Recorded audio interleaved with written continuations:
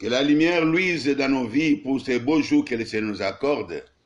Raison pour laquelle nous voulons écouter la parole du Seigneur dans le livre des Romains, chapitre 8, verset 37. Nous écoutons d'abord la version de la Bible des aventures avec Pasteur Maman Apôtre. Nous lisons au nom du Seigneur Jésus-Christ. Mais en tout cela, nous remportons la plus complète victoire par celui qui nous a aimés. Dans 8 secondes, nous lisons, mais dans toutes ces choses, nous sommes plus que vainqueurs par celui qui nous a aimés. Dans la Bible des aventures, cette version, on dit nous remportons la plus complète victoire. La victoire totale. Est-ce que la victoire totale existe? Victoire complète existe? Oui, bien aimé, quand nous venons de lire cela, dans tout cela, nous remportons la victoire la plus complète par celui qui nous a aimés. Ah, c'est beau. Mais quand nous venons dans 8 secondes, là c'est encore plus facile de comprendre. Dans toutes ces choses, nous sommes plus que vainqueurs. Dans toutes ces choses, nous sommes vainqueurs. Quelle chose? C'est ça aussi le problème. On ne peut pas être vainqueur de bonnes choses. Parce que les bonnes choses font partie de l'eau de nos bénédictions. Mais si nous parlons du vainqueur, bien aimé dans le Seigneur, nous voyons l'adversaire. Nous voyons les combats. Nous voyons l'attaque. Parce que lorsque nous sommes des chrétiens, lorsque nous devenons enfants de Dieu, notre vie, c'est une vie de combat, de lutte. Et c'est chaque jour, comme Ephésiens 6, 12, que j'essaie de répéter dans mes prédications. C'est un verset clé pour la victoire, parce que ça nous permet de prendre conscience de l'ampleur et du niveau de combat spirituel dans la vie de tout enfant de Dieu. Plus vous connaissez le niveau élevé de votre ennemi, plus vous allez élever aussi votre niveau de combat spirituel. Vous allez plus vous prendre au sérieux parce que vous voyez le niveau élevé de votre ennemi. Mais quelle est ma joie ce matin de comprendre ou de découvrir que le niveau de l'ennemi soit bas ou élevé. Ce n'est pas mon problème. Moi, mon problème, c'est Jésus. L'ennemi peut venir en changeant de forme. Qu'il ait 4 pattes, comme l'ours, comme le lion. Ah Jésus, tu es bon. Qu'il ait 2 pattes, comme Goliath. Ce n'est pas mon problème. Mon problème, je sais que c'est de l'adversaire. Mon problème, je sais que c'est le méchant qui veut me faire du mal. Ce n'est pas sa forme qui compte pour moi. C'est sa présence. Lorsqu'il se dresse devant moi, je sais que je suis vainqueur. Pas parce que je suis capable, non parce que je crois à la parole de Dieu qui a fait de moi un enfant de Dieu avec le pouvoir de Dieu. Comme c'est bien écrit dans Jean 1, verset 12. Vous pouvez aller jusqu'à 13 si vous voulez. À tous ceux qui l'ont reçu, qui croient en son nom, la parole les a donné le pouvoir de devenir enfants de Dieu bien-aimés, lesquels sont nés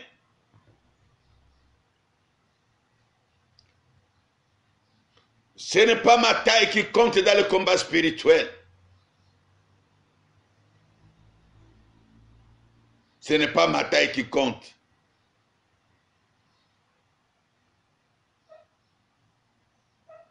C'est ma foi qui compte. Car Jésus a dit, si vous avez même une petite foi, comme la graine de moutarde,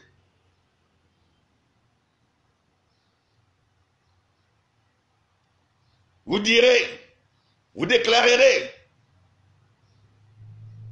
à cette montagne, je ne sais pas, quelle est cette montagne qui s'est dressée devant toi, qui te donne des insomnies. Je ne sais pas quelle est cette montagne qui te donne une vie d'inquiétude, des soucis. Je ne connais pas quelle est ta montagne. Cette montagne qui te fait peur. Oui, cette montagne avait de la place quand il n'avait pas encore rencontré Jésus. Alors ne pleure plus bien-aimé. Toi qui écoutes ce message, réjouis-toi dans le Seigneur. Car je t'annonce que le temps de pleurer est déjà passé.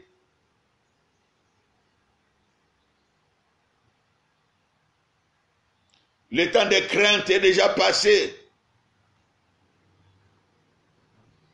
Personne ne peut plus te terroriser. Que ce soit les féticheurs du village, que ce soit les sorciers de la famille,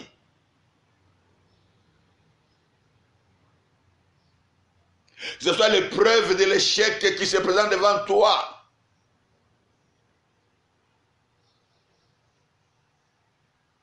Bien-aimé, ne panique plus. Crois seulement que tu es enfant de Dieu. Retiens seulement que je suis plus que vainqueur. Déclare de ta bouche que Jésus m'a donné le pouvoir de marcher sur les serpents, sur les scorpions et sur toute la puissance de l'ennemi chaque matin. Et rien ne pourra me nuire. Commence à déclarer chaque matin, bien-aimé dans le Seigneur. Voilà une recommandation que Dieu te donne pour cette journée. Et pour tous les jours, chaque matin, déclare. Luc 10, 19. Jésus m'a donné le pouvoir de marcher sur Satan, sur les démons, sur les sorciers, sur toute la puissance de l'ennemi. N'importe quelle puissance, maladie, entre parenthèses, coronavirus, sida, malaria, plein incurable.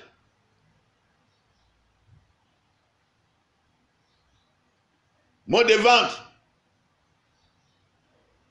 chronique.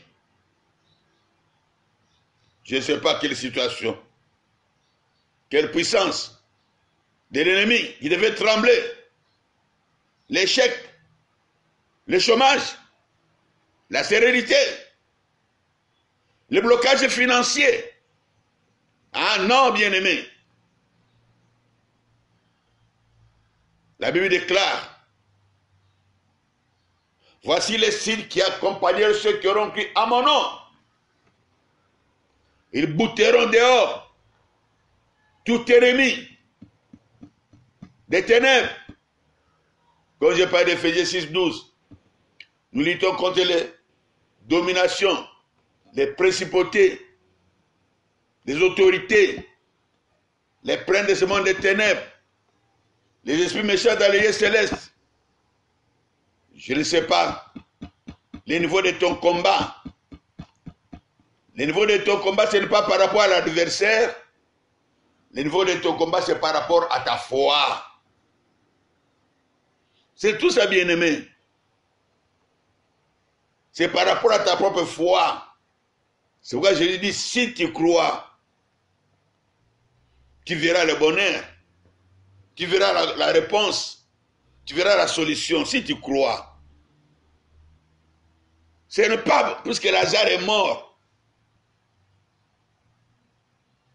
que Jésus-Christ est mort. Non, bien-aimé. Au contraire, le fait que Lazare est mort,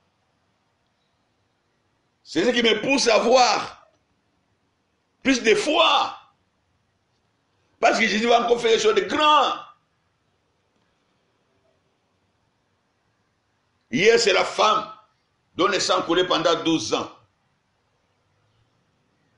qui a glorifié le Seigneur à cause de sa maladie. Et tout le monde disait, waouh, mais qu'est-ce qui se passe? Mais il est vraiment guéri. Mais d'une maladie, de la malédiction. Oui, bien-aimé, pour l'ennemi, c'est grave. Mais pour moi, enfant de Dieu, c'est un sujet de gloire pour mon Dieu. Et demain, je ne me limiterai pas seulement à la maladie. Demain, c'est Lazare. Donc, toutes ces choses qui viennent dans ma vie, alléluia, alléluia, toutes ces choses mauvaises qui viennent dans ma vie, c'est pour me permettre de louer mon Dieu, alléluia. Pourquoi tu es triste, bien-aimé? Tu auras des sujets de louange aujourd'hui, alléluia, alléluia, alléluia. Tu auras des sujets de glorifier ton Dieu, parce que tu vas marcher de victoire en victoire.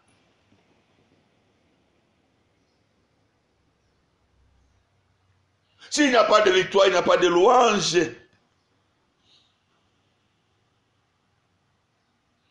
Je répète, tant qu'il n'y a pas de victoire, il n'y a pas de louange.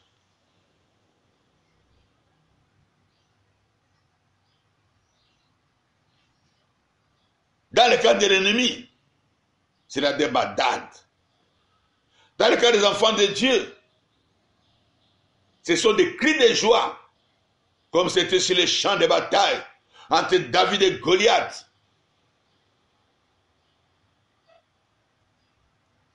Mais cette joie demeure éternelle dans le cœur du chrétien.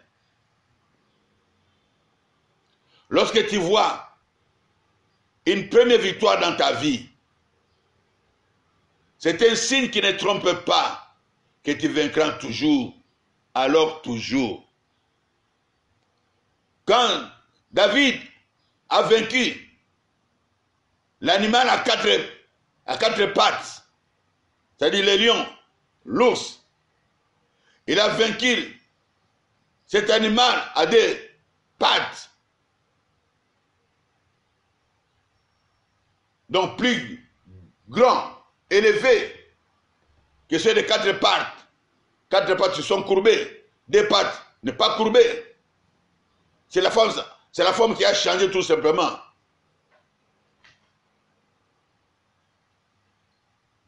Bien-aimés dans le Seigneur, c'est tout le monde qui paniquait. Quelle est cette chose qui nous arrive aujourd'hui? Quelle est cette chose insurmontable qui attaque ma vie aujourd'hui? C'est ce que l'armée de l'Éternel, le peuple de Dieu disait devant l'immensité de la grandeur, de l'ampleur du combat, venant de Goliath et des Philistins. Mais David qui avait vu sa première victoire, je répète, David qui avait vu sa première victoire devant l'ours, il n'avait plus peur devant les lions.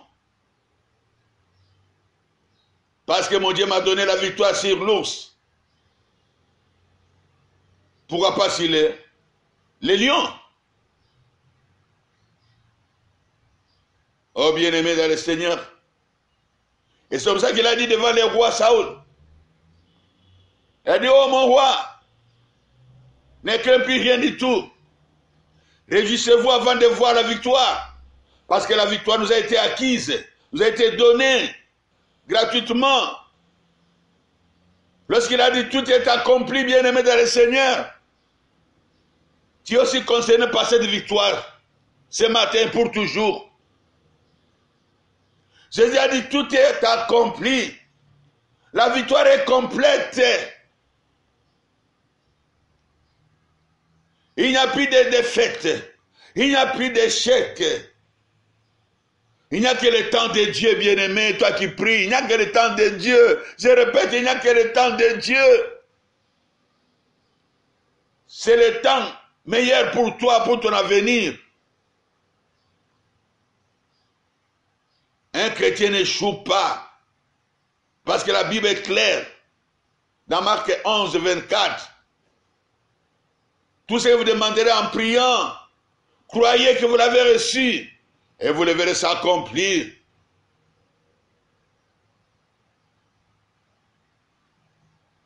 En priant. Toi qui es dans la prière des combats spirituels. Sache que la victoire que Dieu t'a donnée hier, c'est un signe qui marque ta vie à jamais. Et ça ne changera jamais, plus jamais alors. Car Dieu ne se répand pas de ses dons. Tu ne l'as pas mérité. Mais sa grâce nous a fait tous du bien. D'être choisis avant la fondation du monde pour être des enfants d'adoption en Christ. Nous avons été élus pour ce temps ici. Le temps de la connaissance. Ah oui. Jésus a dit, mon peuple, il faut de connaissances. Nous n'avons plus droit à l'erreur. L'ignorance doit fuir de nos vies pour reconnaître que je suis plus que vainqueur. Oui, nous sommes plus que vainqueurs dans toutes ces mauvaises choses qui nous arrivent. Moi, je complète à ma façon. Dans toutes ces mauvaises choses qui nous collent à la peau, qui nous enlèvent la joie, qui nous diminuent devant les autres. Je n'ai pas de complexe d'infériorité.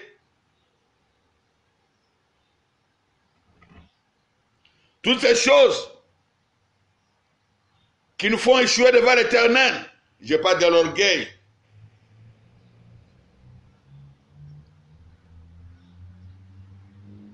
Moi, je ne vois pas seulement l'adversaire qui est Satan. Je vois ma part de combat personnel. Ah oui, bien-aimé dans le Seigneur. Les combats de la vie.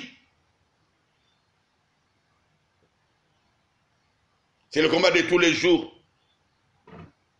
Tu ne peux pas échapper à ces combats.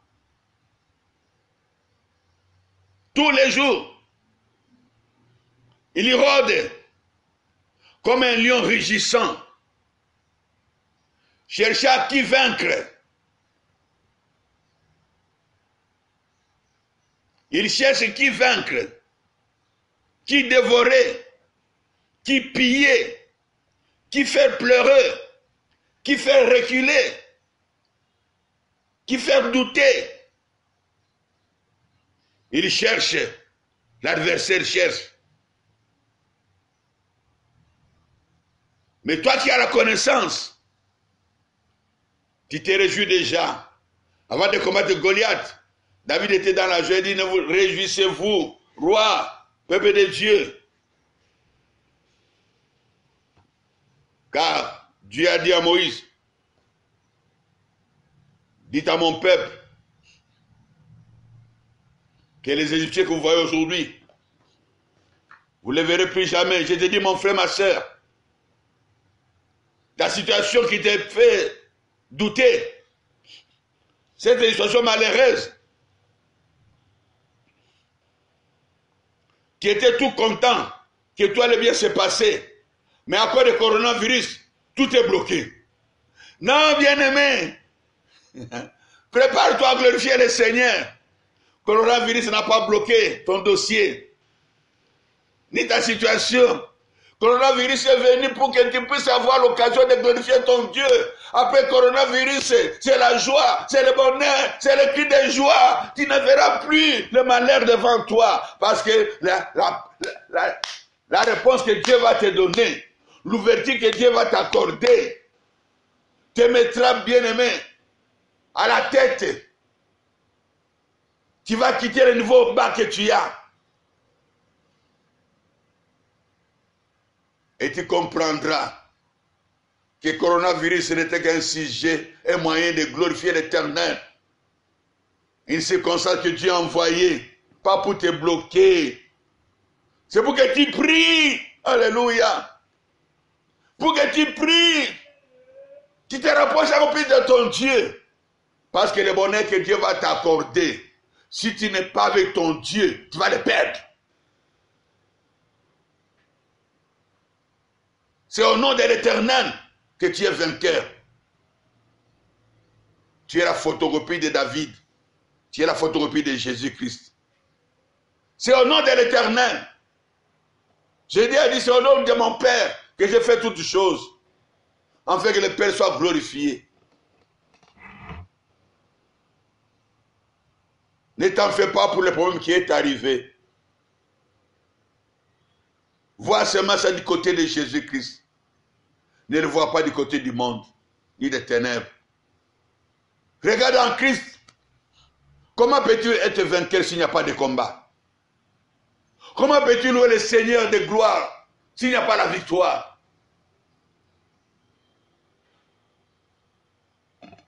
Les chants d'allégresse. Lorsque Jésus est sorti libre vainqueur du tombeau, le ciel était illuminé. La gloire était répandue au ciel. Lorsque les disciples ont vu Jésus, ils étaient dans la joie où il est ressuscité. Donc il a vaincu la mort. Ils étaient dans la joie. Tout était maintenant permis. Mais Jésus a dit, attention, attention.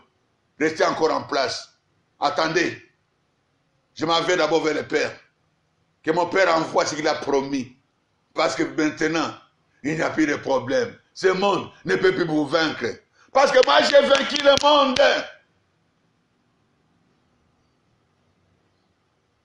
Jean 16, 33. J'ai vaincu le monde. Jean 16, 33. Courage, bien-aimé. Courage, ma soeur, mon frère. Jésus a vaincu ton problème. Il a déjà vaincu. Et la victoire était complète. Rien n'a échappé à la victoire. Rien n'a échappé à la victoire. Même ton problème. L'occasion de glorifier le Seigneur arrive. Voilà pourquoi la Bible nous dit, tout concourt bien de ce qui aime Dieu, que toutes les circonstances que Dieu permet, qu'elles soient longues ou courtes, bien aimées, Continue à glorifier l'Éternel. Continue à louer l'Éternel. Qu'est-ce qui peut t'arriver? Qu'est-ce qui peut arriver à mon serviteur? C'est qu'il ne soit prévenu. Oh bien-aimé, tu sentiras la petite joie dans ton cœur. La paix dans ton cœur, ça dépend des circonstances et des joies. Il y en a qui sentent la petite joie, il y en a qui sentent la paix. Marquez les combats. Glorifier l'Éternel. Mais si tu ne sais pas la joie, tu n'as pas la paix, mets-toi debout et prends autorité. Tu as le pouvoir. Tu as le pouvoir, ça c'est ton combat à toi. Jésus a son niveau de combat, toi tu as ton niveau de combat. Mais quand tu ne vois pas la joie, c'est que c'est toi qui dois combattre. Quand tu n'as pas la paix, tu dois te mettre debout. La victoire est là, mais toi tu t'as fait ta part dans le combat. Marche sur ton ennemi, marche avec foi. Déclare. Tu as une bouche pour vaincre. Ce que tu diras, la montagne va obéir, bien-aimé. Mais quand tu sens la paix en toi, ça ne sert à rien de marcher. Laisse Jésus faire le travail. Parce que la main rouge, ce n'est pas ton combat. Alléluia. Alléluia. Pharaon, ce n'est pas ton combat. Toi, tu dois marcher. Lorsque Jésus-Christ est entré de vaincre son combat à lui, toi, tu ne fais que marcher sur cette victoire-là. Alléluia. Alléluia. Marche dans la gloire. Quand il traversait la mer rouge, et il marchait dans la gloire. Quand il marchait dans la gloire, les roues des chars de combat de Pharaon s'est brisé. Quand il marchait dans la mer rouge, dans la gloire du Seigneur, en louant le Seigneur. Oh bien-aimé, la mer rouge s'est occupée de la mer de Pharaon. Oh bien-aimé, je suis sûr. Alléluia, alléluia, alléluia. Tu es parmi ceux qui doivent marcher dans la gloire parce que tu es de la race des vainqueurs. Que cette gloire devienne le lot de ta vie, de chaque jour. C'est pourquoi la Bible dit que tous ceux qui respirent, alléluia, louent l'Éternel. Parce que tu es plus que vainqueur. Parce que la victoire est complète. Attends seulement, comme une femme qui attend de mettre au monde la grossesse. Quand on arrive, 9e mois, peut-être dans 10 semaines, peut-être, même si le médecin a dit, oh, c'est dans 2 semaines avant ou 2 semaines après. Mais tu sais que ce soit 2 semaines avant, 2 semaines après, mais la victoire est certaine. Je vais mettre au monde parce que je suis en bonne santé, parce que je suis dans la sanctification, parce que je suis dans couvert du sang de Jésus. Alléluia. Sois dans la joie. Ça va arriver. Ça va arriver. La victoire arrive. Ne regarde pas. Le confinement va s'arrêter quand? Ne regarde pas le confinement. Prépare-toi à glorifier le Seigneur. Prépare-toi à recevoir la paix, la joie et la consolation qui vient de la part du Dieu de la miséricorde. Et que la main du Seigneur soit sur toi. Que le Dieu de la miséricorde te bénisse abondamment. Et que tout le gloire nous revienne. Avec action de grâce, au nom de Jésus-Christ, nous avons prié, Père, et nous sommes tous. Amen. On applaudit pour le roi des rois.